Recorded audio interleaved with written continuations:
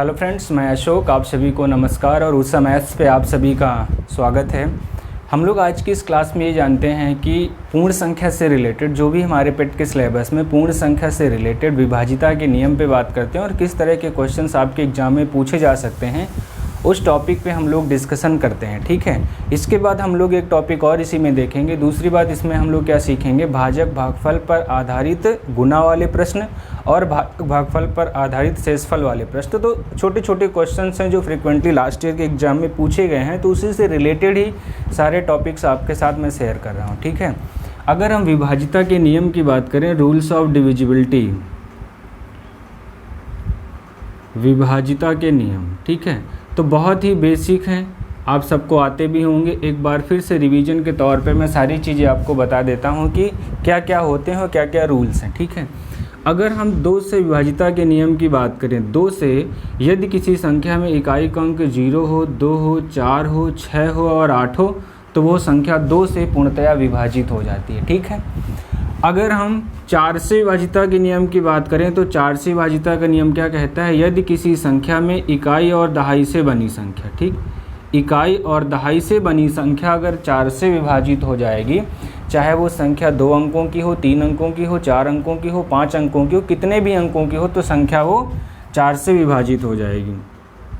अगर हम 8 से बात करते हैं तो 8 वाले में क्या कहते हैं, यदि किसी संख्या में इकाई, दहाई और सैकड़ा से बनी संख्या, इकाई, दहाई और सैकड़ा मतलब अंतिम के 3 अंक अगर 8 से पूर्णतया विभाजित हैं तो वह संख्या भी 8 से पूर्णतया विभाजित हो जाती। अगर हम 16 से विभाजिता के नियम की बात करते हैं तो अंतिम 4 अंक, ठीक है, अंतिम 4 अंक अगर 16 से पूर्णतया विभाजित हैं तो वह पूरी संख्या भी 16 से विभाजित हो जाती है।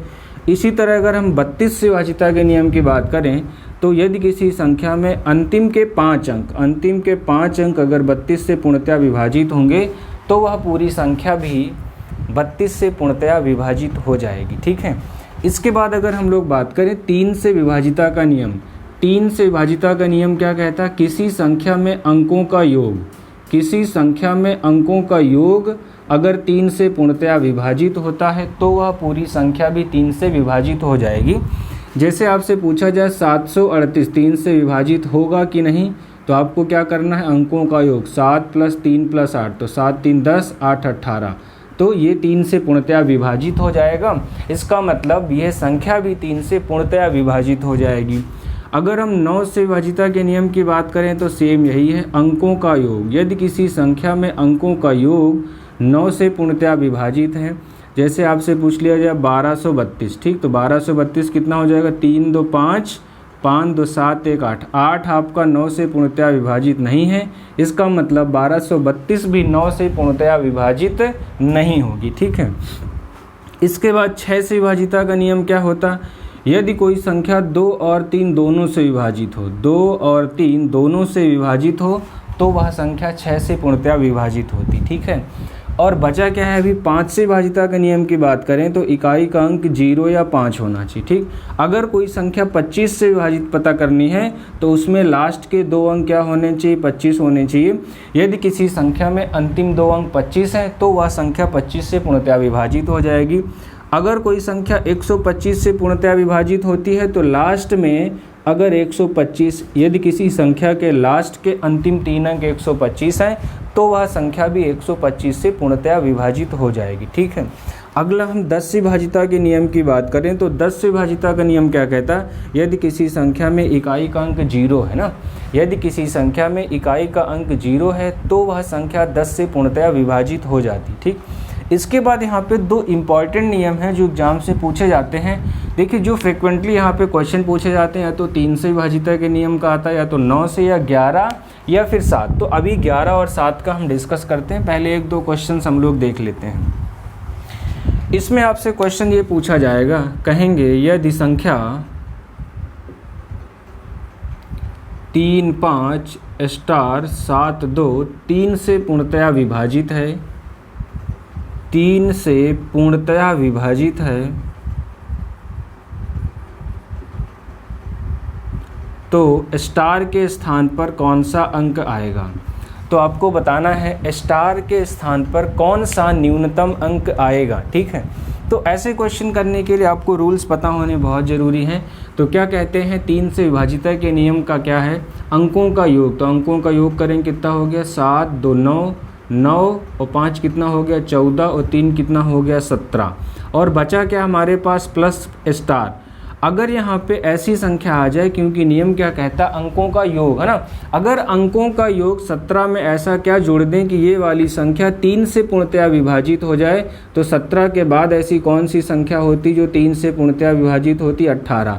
इसका मतलब स्टार की जगह पे क्या आ जाएगा हमारा, न्यूनतम अंक 1 आ जाएगा। ठीक है, न्यूनतम पूछेंगे तो 1 आ जाएगा। अगर आपसे पूछा जाए कि अधिकतम अंक कौन सा होगा, तो अधिकतम अंक के लिए हम कहाँ तक जोड़ सकते हैं, अधिकतम अंक मतलब 0 से लेकर के 9 तक ही हैं, तो अधिकतम अंक कौन सा होगा, तो 17 में आप 9 जोड़ेंगे तो कितना हो जाएगा, 26 है ना, 26।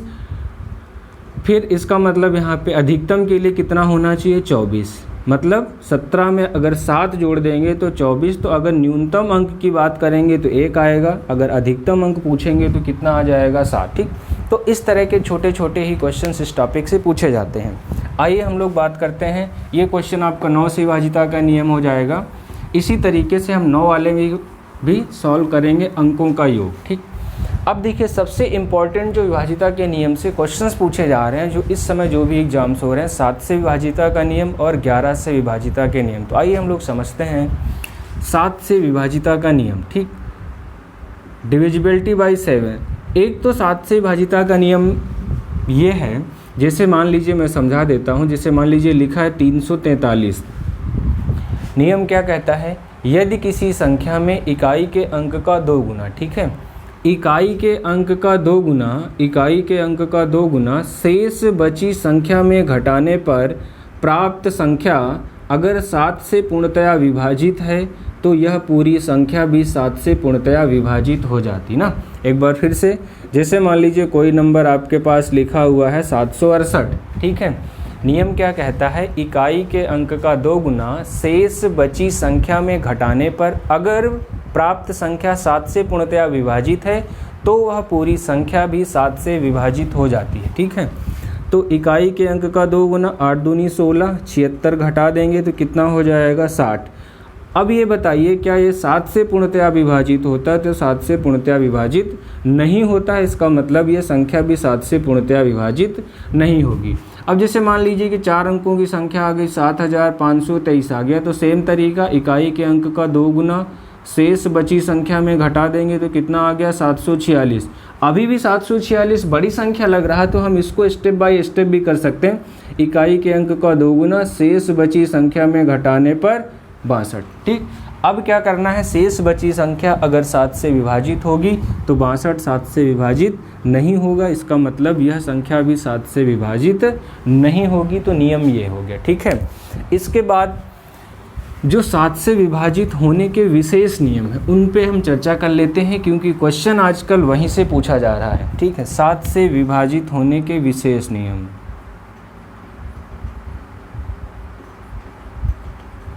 7 से विभाजित होने के विशेष नियम।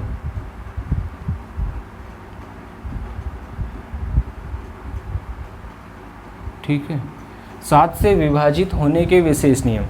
विशेष नियम में 3 तरह के नियम हैं। अगर हम लोग रूल नंबर फर्स्ट की बात करें, एक अंक की 6 बार पुनरावृत्ति करने से बनी 6 अंकों की संख्या, ध्यान से सुनेंगे, किसी भी एक अंक की 6 बार पुनरावृत्ति करने से बनी 6 अंकों की संख्या 7 से पूर्णतया विभाजित होती है। क्या नियम है, किसी एक अंक की 6 बार पुनरावृत्ति, जैसे मान लीजिए अंक हमने 5 ले लिया, तो 6 बार पुनरावृत्ति करेंगे तो संख्या कौन सी बन जाएगी, संख्या बन गई है ना। या फिर मान लीजिए हमने 4 अंक ले लिया, किसी भी एक अंक की 6 बार पुनरावृत्ति करने से बनी 6 अंकों की संख्या 7 से पूर्णतया विभाजित होती। ठीक है, एक नियम तो ये है। अगर हम दूसरे नियम की बात करें, दूसरा नियम क्या कहता है, किन्हीं भी 2 अंकों की 3 बार पुनरावृत्ति, जैसे मान लीजिए आपके पास लिखा, हम 2 अंक ले लेते हैं 4 5, ठीक, इनकी 3 बार पुनरावृत्ति की जाए, 4 5 4 5 या 4 5। ठीक है, तो इस तरह की जितनी भी संख्याएं बनती हैं वे सभी संख्याएं भी 7 से पूर्णतया विभाजित होती हैं। ठीक है। कोई भी आप अंक ले लीजिए, हमने ले लिया मान लो 2 और 3, 2 अंक ले लिए तो 6 अंकों की बनी संख्या 3 बार पुनरावृत्ति कर देंगे तो ये संख्या बन जाएगी 6 अंकों की। तो इस तरह की सभी संख्याएं भी 7 से पूर्णतया विभाजित होती हैं, ठीक है। तीसरा नियम क्या कहता है? तीसरा नियम कहता है किन्हीं 3 अंकों की 2 बार, जैसे मान लेते हैं 3 अंक ले लिए 123, किन्हीं 3 अंकों की 2 बार पुनरावृत्ति करेंगे तो 123, 123 ये 6 अंकों की संख्या बनी। इस तरह की संख्याएं भी 7 से पूर्णतया विभाजित हैं। ये मान लेते हैं 4, 5, 6 अंक है तो 2 बार पुनरावृत्ति करेंगे तो क्या बन जाएगा 4, 5, 6, 4, 5, 6 और 4, 5, 6। इसका मतलब इस तरह की संख्याएं भी 7 से पूर्णतया विभाजित होती हैं, ठीक है। अगर हम पहले वाले नियम की बात करें तो ये समस्त संख्याएं, ये सारी संख्याएं 7, 11, 13 और 37 से भी पूर्णतया विभाजित होती हैं। ये सभी संख्याएं किससे विभाजित होती हैं? 7, 11, 13 और 37 से भी पूर्णतया विभाजित होती हैं, ठीक है। तो इस टॉपिक से रिलेटेड जो क्वेश्चन पूछे जा रहे हैं हम उन क्वेश्चंस पे बात करते हैं, ठीक है। इसके बाद बच गया है अभी आपका 11 से विभाजिता का नियम। 11 से विभाजिता का नियम, देखिए 11 वाला नियम क्या कहता है, ये भी इम्पॉर्टेंट है। 11 से विभाजिता के नियम क्या कहता है? किसी संख्या में सम स्थानों के अंकों का योग, ध्यान देंगे सम स्थान, सम अंक और विषम अंक नहीं, सम स्थानों के अंकों का योग और विषम स्थानों के अंकों के योग का अंतर 0 या 11 का गुणज है तो वह संख्या 11 से पूर्णतया विभाजित होती है, ठीक है। जैसे आपके पास लिख दिया जाए 8537, ठीक है। क्या नियम कहा गया है? सम स्थानों के अंकों का योग। तो सम स्थान और विषम स्थान पता करने के लिए हमेशा इकाई की तरफ से ही काम करेंगे, ठीक है।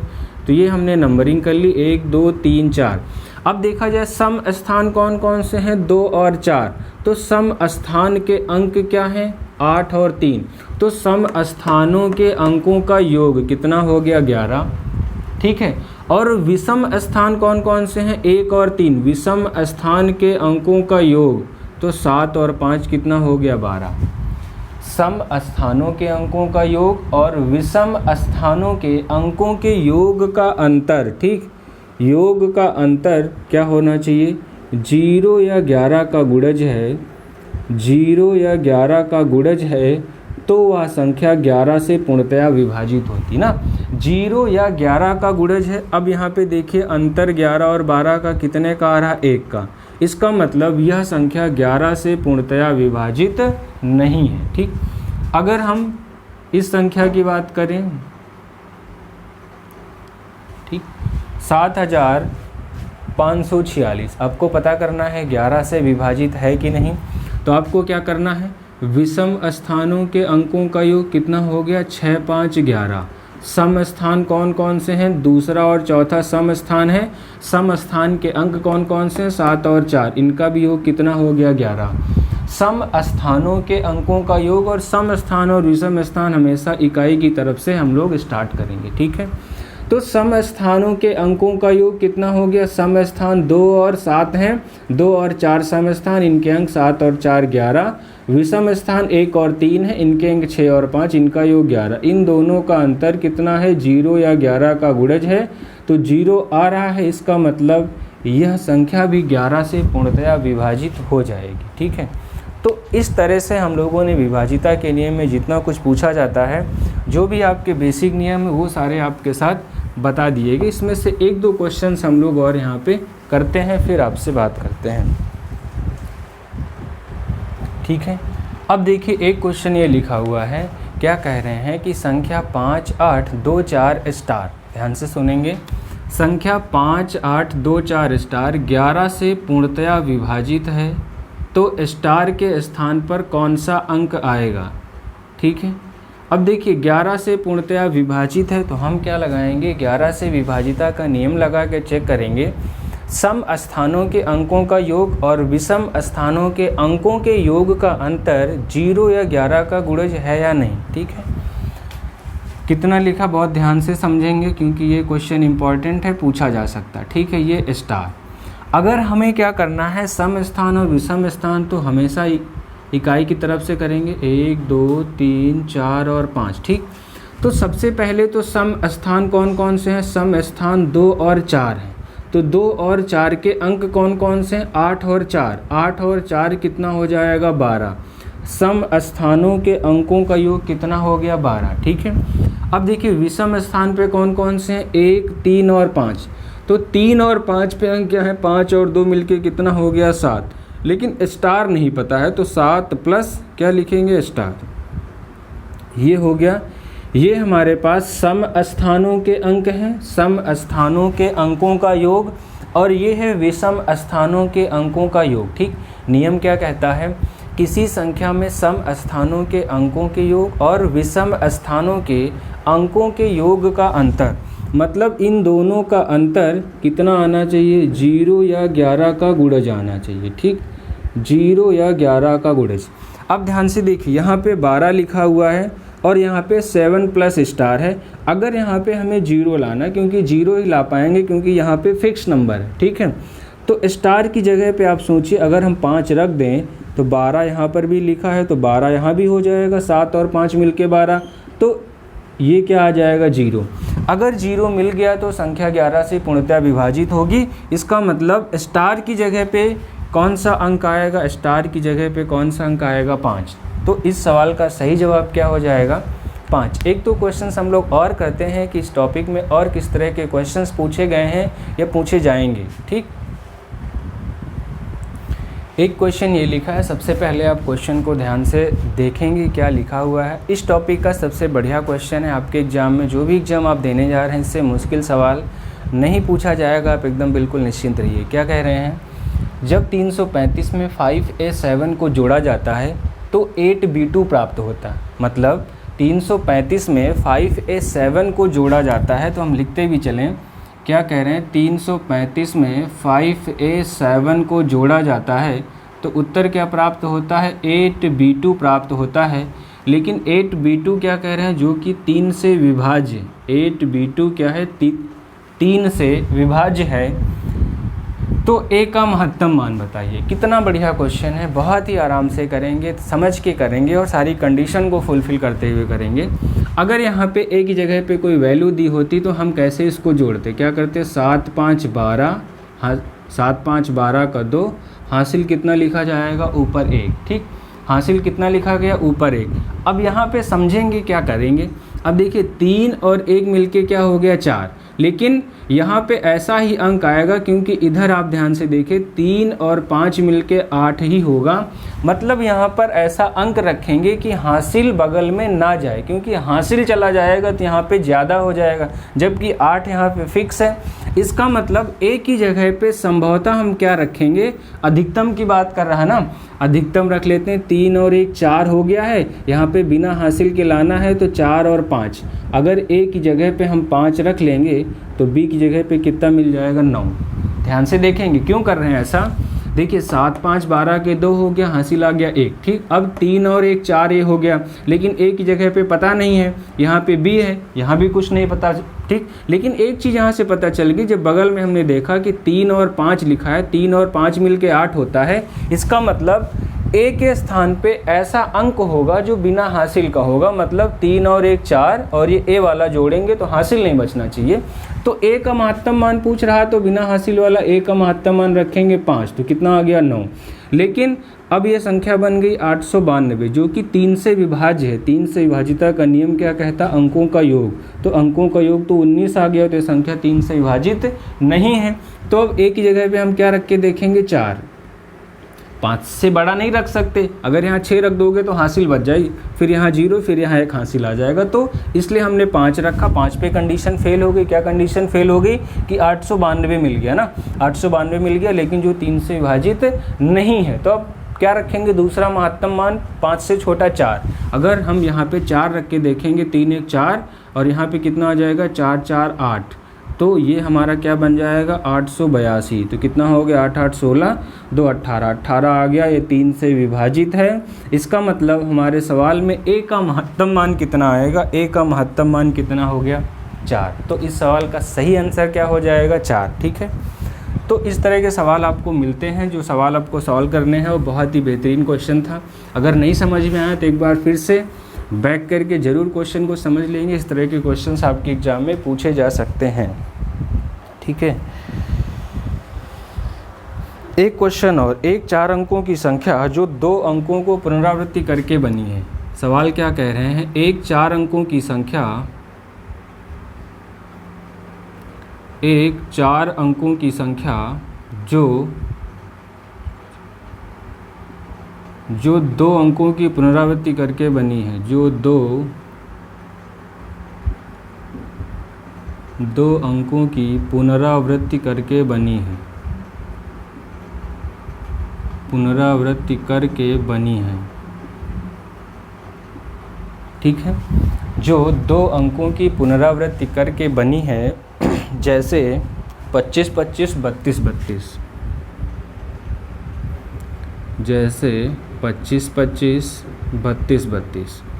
तो पूछा जा रहा है इस प्रकार की संख्याएं किससे पूर्णतया विभाजित होंगी, किससे पूर्णतया विभाजित होंगी, इस प्रकार की संख्याएं किससे पूर्णतया विभाजित होंगी। ठीक है, तो A option, B option, C option और डी ऑप्शन। ठीक, ए ऑप्शन की बात करें 7 11 13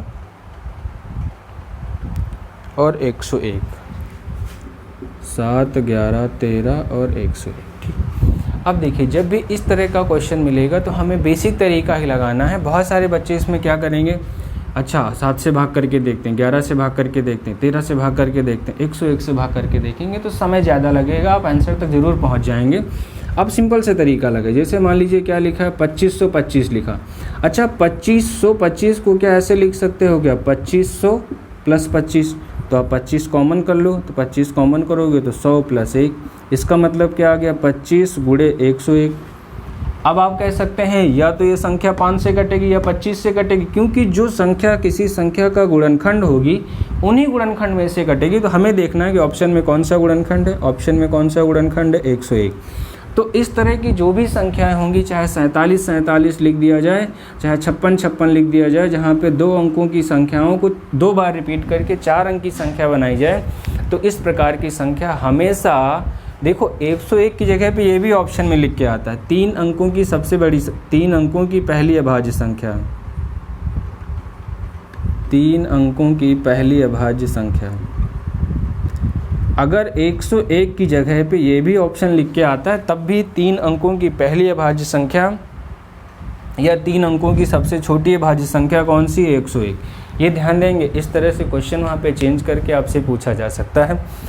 तो फिलहाल आज की क्लास में हम लोग इतना ही पढ़ते हैं। जो हमने कहा था शेषफल भाजक भागफल पर रिलेटेड हम लोग नेक्स्ट वीडियो में उसको पढ़ेंगे। तो आज तक के लिए हम लोग यहीं पे सीखे विभाजिता के नियम, इससे ज़्यादा इसमें कुछ भी नहीं पूछा जाएगा। जो भी क्वेश्चंस नए मिलते हैं प्रैक्टिस सेट, अभी एग्जाम के पहले आपको मैं सॉल्व करा दूंगा। अगर कहीं से जो भी क्वेश्चन दिखते हैं प्रैक्टिस सेट में या लास्ट ईयर के क्वेश्चन पेपर में, तो आप उसके लिए बिल्कुल निश्चिंत रहिए, आपको परेशान होने की बिल्कुल भी ज़रूरत नहीं है। तो हम लोग मिलते हैं नेक्स्ट वीडियो में, तब तक के लिए आप अपना ख्याल रखिए, अपने घर वालों का ख्याल रखिए और पूरी दम लगा के मेहनत कीजिए। Thank you, wish you all the best, good luck.